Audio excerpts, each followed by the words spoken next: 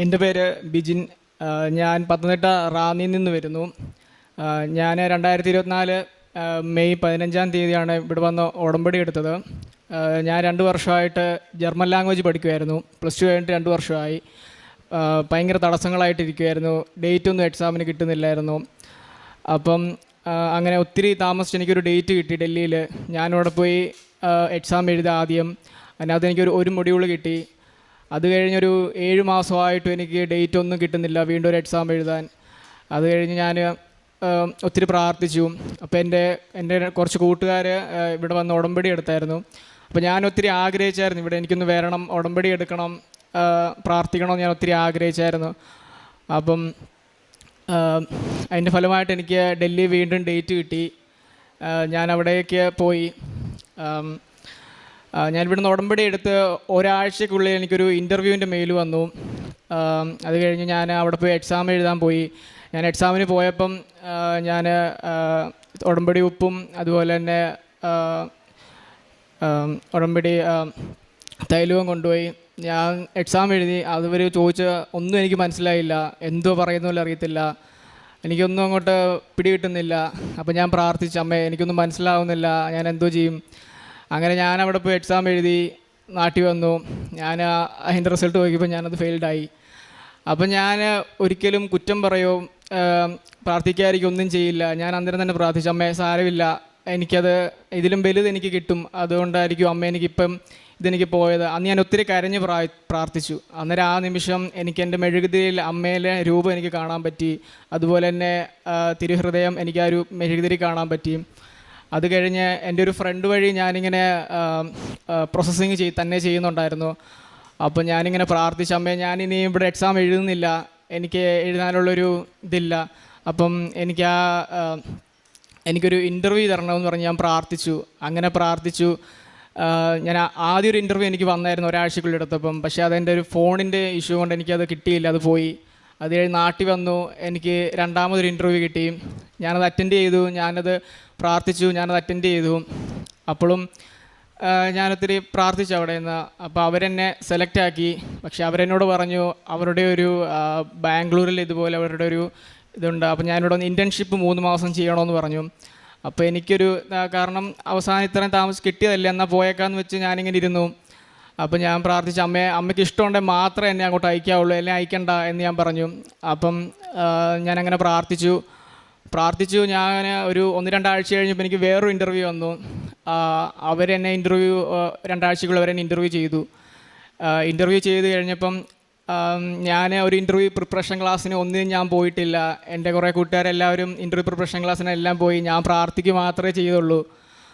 അപ്പം ഞാൻ ആ ഇൻ്റർവ്യൂ അറ്റൻഡ് ചെയ്തു. ഇവർ ചോദിക്കുന്നൊന്നും എനിക്ക് മനസ്സിലായില്ല. ഒരിക്കലും എൻ്റെ കഴിവും കൊണ്ട് ഞാൻ ആ ഇൻ്റർവ്യൂ ഞാൻ പാസ്സാവത്തില്ല. ഞാനവിടെ പ്രാർത്ഥിച്ചു. അവർ ചോദിച്ചു, എൻ്റെ മനസ്സിലിങ്ങനെ പറയുന്നുണ്ട്, ഇങ്ങനെ അന്ന് ഞാൻ അങ്ങനെ പറഞ്ഞു കഴിഞ്ഞ് അവരെന്നോട് പറഞ്ഞു. അവസാനം പറഞ്ഞു പോലും എനിക്ക് മനസ്സിലായില്ല. അവസാനം അവർക്ക് അരമണിക്കൂർ എന്നോട് ഇൻ്റർവ്യൂ ഉണ്ടെന്ന് പറഞ്ഞു ഇവരെനിക്ക് മെയിൽ അയച്ചത്. ഒരു 10 മിനിറ്റ് കൊണ്ട് എൻ്റെ ഇൻ്റർവ്യൂ കഴിഞ്ഞു. അത് കഴിഞ്ഞ് ഇവരെ കോൺടാക്റ്റ് ഒന്നും ഇല്ലായിരുന്നു. അപ്പം ഞാനിവർക്ക് വീണ്ടും മെയിൽ അയച്ചു. എനിക്ക് എന്ത് കാര്യം എന്തുവായും ചോദിച്ചു മെയിൽ അയച്ചു. അപ്പോൾ അവരെന്നോട് പറഞ്ഞു എന്നെ വീണ്ടും രണ്ടാമതൊരു ഇൻ്റർവ്യൂ കൂടെ ചെയ്യണമെന്ന് പറഞ്ഞു.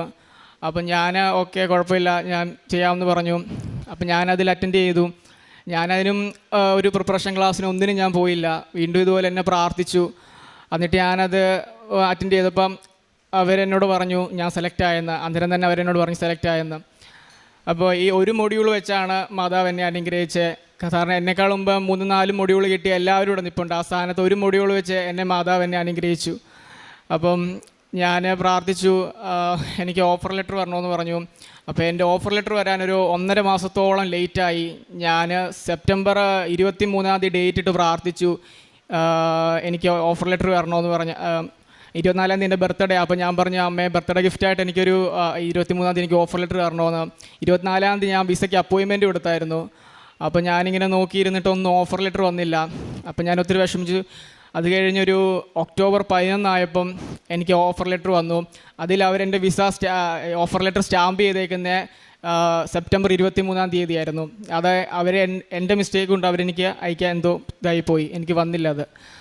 അപ്പം ഞാൻ അത് കഴിഞ്ഞ് ഈ കഴിഞ്ഞ 18-ാം തീയതി ഒക്ടോബർ 18-ാം തീയതി ഞാൻ വിസയ്ക്ക് അപ്പോയിൻമെൻ്റ് എടുത്തു. ഞാൻ വിസയ്ക്ക് വെച്ചു. അപ്പോൾ എന്നോടെല്ലാവരും പറഞ്ഞു റിജക്ഷൻ കിട്ടാൻ ചാൻസ് ഉണ്ടായിരിക്കും എന്ന് പറഞ്ഞു. ഞാൻ അന്നേരം ഭയപ്പെട്ടില്ല, ഞാൻ പ്രാർത്ഥിച്ചു. അത് കഴിഞ്ഞ് ഞാൻ അവിടെ ചെന്നു, ഞാൻ വിസയ്ക്ക് വെച്ചു. അതിന് 2 ആഴ്ചയോളം എടുത്തു വിസ പ്രോസസ്സിങ്. അപ്പോൾ എല്ലാവരും റിജക്ഷൻ കിട്ടുമെന്നൊക്കെ പറഞ്ഞു. ഞാൻ അമ്മയോട് പറഞ്ഞു, അമ്മേ ഈ മാസം 30-ാം തീയതി അമ്മ എനിക്ക് വിസ തരണം, ഞാൻ 31-ാം തീയതി ഇന്ന് വന്ന് ഇവിടെ സാക്ഷ്യം പറയുമെന്ന് ഞാൻ പറഞ്ഞു. അതായത് ഇന്നലെ അമ്മ എനിക്ക് വിസ തന്നു, എന്നെ അനുഗ്രഹിച്ചു. എൻ്റെ 2 വർഷത്തെ കാത്തിരിപ്പാണ്. കാരണം ഒത്തിരി ആൾക്കാർ എന്നെ കുറ്റപ്പെടുത്തുകയും ഞാൻ പോയില്ല അങ്ങനെ ഇങ്ങനെ ഒത്തിരി ഇതൊക്കെ ഞാൻ കേട്ടു. അപ്പോൾ ഞാൻ ഒത്തിരി കരഞ്ഞു. അവസാനം ഞാൻ അമ്മയോട് പറഞ്ഞു, അമ്മേ എനിക്കിതൊന്നും താങ്ങാൻ വയ്യ, എനിക്കറിയില്ല ഞാൻ എന്നാ ചെയ്യണമെന്ന് അറിയില്ല. എൻ്റെ അമ്മ എന്നോട് പറഞ്ഞു, നീ പ്രാർത്ഥിച്ചാൽ ഉറപ്പായിട്ടും കിട്ടും എന്ന് പറഞ്ഞ് പ്രാർത്ഥിച്ചു. അന്ന് ഞാൻ എക്സാം ഫെയിൽഡ് ആയപ്പോഴും അമ്മ എന്നോട് പറഞ്ഞു, പ്രാർത്ഥിക്കുക, നീ അമ്മ മാതാവും തിരുക്കുമാരനും നീ പ്രാർത്ഥനയിൽ നിന്ന് വിട്ടുമാറുമോ അത് പോകുമോ എന്ന് നോക്കുന്നതാണ് ഫെയിൽഡ്. അപ്പോൾ ഞാൻ പറഞ്ഞു എനിക്ക് കുഴപ്പമില്ല, ഞാനതിൽ നിന്ന് പ്രാർത്ഥനയിൽ തന്നെ ശക്തമായിട്ട് നിന്നു, ഞാൻ മുന്നോട്ട് പ്രാർത്ഥിച്ചു. അതിൻ്റെ ഫലമായിട്ട് തന്നെ എനിക്കിപ്പം വിസ വന്നു. ഞാൻ ഈ നവംബറിൽ ജർമ്മനിക്ക് പോവുകയാണ്. എൻ്റെ അമ്മയ്ക്കും തിരുക്കുമാരനും 1000 നന്ദി ഞാൻ പറയുന്നു. പിന്നെ എനിക്ക് ചെറിയൊരു രോഗം വന്നാൽ തന്നെ ഭയങ്കര പേടിയാണ്. അപ്പം ഞാനിങ്ങനെ പ്രാർത്ഥിക്കും. എന്തുകൊണ്ട് ഞാൻ ആദ്യം പോയി പ്രാർത്ഥിക്കും. അപ്പോൾ ഞാനിങ്ങനെ എൻ്റെ പടയിലോട്ടൊരു തടിപ്പ് പോലെ വന്നായിരുന്നു. അപ്പം ഞാനിങ്ങനെ പ്രാർത്ഥിച്ച അമ്മ അതെന്താ എനിക്ക് ഭയങ്കര പേടിയാണ്. അങ്ങനെ അത് കാര്യമായിട്ടൊന്നും ഇല്ലായിരുന്നു. ഞാനപ്പം ഡോക്ടറിനെ കൊണ്ട് കാണിച്ചപ്പം ഞാൻ അവിടെ പോകുന്നതിന് മുമ്പ് ഞാൻ പ്രാർത്ഥിച്ച അമ്മയെ ഒരു എക്സ്റേക്കോ ഒരു സ്കാനിങ്ങിനോ എന്നെ ഒന്നിനും വിധേയനാക്കല്ലേ എന്ന് പറഞ്ഞ് പ്രാർത്ഥിച്ചിട്ടാണ് ഞാൻ അവിടെ നിന്ന് പോയി. അവിടെ ചെന്നപ്പോൾ ഡോക്ടർ പറഞ്ഞു എൻ്റെ തലയിലെ ചാർദനം കൊണ്ടുണ്ടാകുന്ന ഒരു ചെറിയൊരു തടിപ്പ് അത് തന്നെ വായിക്കോളൂ എന്ന് പറഞ്ഞു. അത് കഴിഞ്ഞ് അത് മാറുന്നില്ലായിരുന്നു. ഞാൻ വീണ്ടും ഇവിടുന്ന് ഉടമ്പടി തൈലം തൂത്ത് പ്രാർത്ഥിച്ചതിന് ഫലമായിട്ട് എൻ്റെ രോഗങ്ങളെല്ലാം മാറി. പിന്നെ ഞാൻ പ്രേക്ഷണ പ്രവൃത്തിയായിട്ട് ചെയ്ത പത്രങ്ങൾ കൊടുത്തു, ഓട്ടോക്കാർക്ക് എല്ലാവർക്കും ഞാൻ കൊടുത്തു. പിന്നെ അനാഥാലയത്തിൽ പോയി ഞാൻ പ്രായമുള്ളവരെല്ലാം കണ്ടു, എന്നെ കൊണ്ടാവുന്ന പോലെ എല്ലാം സഹായിച്ചു. അത്ര ഞാൻ ചെയ്തു. ഇത്രയും തന്ന അമ്മയ്ക്കും തിരുക്കുമാരനും 1000 നന്ദി ഞാൻ പറയുന്നു. 28-ാം സങ്കീർത്തനത്തിൻ്റെ 6-ാം വാക്യം, കർത്താവ് വാഴ്ത്തപ്പെടട്ടെ, അവിടുന്ന് എൻ്റെ യാചനയുടെ സ്വരം ശ്രവിച്ചിരിക്കുന്നു. സ്നേഹം നിറഞ്ഞവരെ, ബിനു എന്ന സഹോദരനാണ് നമ്മളോട് ഉടമ്പടി ജീവിത സാക്ഷ്യം പങ്കുവച്ചത്. ഈ സഹോദരൻ്റെ ജീവിതത്തിൽ പരിശുദ്ധ അമ്മയുടെ ശക്തമായിട്ടുള്ള ഇടപെടൽ വിദേശത്തേക്ക് പോയി പഠിക്കുവാനായിട്ടുള്ള ആഗ്രഹത്തിൽ ഉണ്ടായി എന്ന് ഈ സഹോദരൻ സാക്ഷ്യപ്പെടുത്തുകയാണ്. ഒരു വ്യക്തിയുടെ ജീവിതത്തിൽ ദൈവാനുഭവം ഉണ്ടാകുമ്പോൾ ആ വ്യക്തിയുടെ ജീവിതത്തിനുണ്ടാകുന്ന മാറ്റമാണ് ഏറ്റവും പ്രധാനമായിട്ടുള്ളത്. നമുക്ക് ലഭിക്കുന്ന ഭൗതികമായിട്ടുള്ള നേട്ടങ്ങളല്ല, മറിച്ച് എൻ്റെ ജീവിതത്തിൽ ദൈവം ശക്തമായിട്ട് ഇടപെട്ടു എന്നുള്ളൊരു ബോധ്യം എനിക്കുണ്ടാകുമ്പോൾ ദൈവത്തിൽ വിശ്വസിക്കുവാനായിട്ടുള്ള എൻ്റെ ആ ഒരു മാനസികമായിട്ടുള്ള ആ ഒരു കെൽപ്പ് എനിക്ക് ലഭിക്കുന്നു എന്നുള്ളതാണ്. നമ്മുടെ മുൻപിൽ നിൽക്കുന്ന ഈ സഹോദരൻ 20 വയസ്സോളം പ്രായമുള്ള ഒരു സഹോദരനാണ്. നമ്മൾ നോക്കുമ്പോൾ നമുക്കറിയുവാനായിട്ട് സാധിക്കും